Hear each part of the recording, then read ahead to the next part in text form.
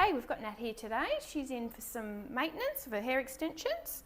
We like to lift them up about every 6 weeks. So as you can see, just underneath here, they start to grow down. They're not too bad, but we like to get in and take them out, retape them, and pop them back in.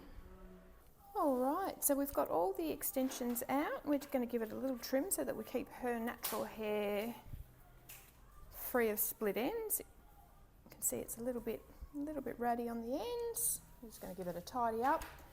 Then we're going to give it a wash, shampoo, condition, retape the hair extensions and pop them back in. It's really important to make sure that you get your hair extensions lifted up regularly, because otherwise they get too weak from the root to the actual tape.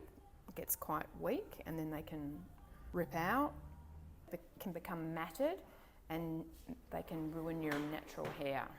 So you need to make sure that you come in and regularly and have them uplifted so that you're looking after your own hair at the same time as having lovely glamorous hair.